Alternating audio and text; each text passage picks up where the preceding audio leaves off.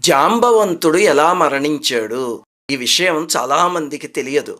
రామాయణంలో ఏముందంటే జాంబవంతుడు కలియుగం ప్రవేశించే వరకు చిరంజీవిగా ఉంటాడు అని శ్రీరామచంద్రమూర్తి వరమిచ్చాడు. ఆ తర్వాత ద్వాపర యుగంలో కృష్ణ పరమాత్మకి, ఆయనకి యుద్ధం జరగడం, శమంతకమణితో పాటు జాంబవతిని కృష్ణ పరమాత్మకి ఇవ్వడం ఇదంతా భాగవతంలో ఉంది.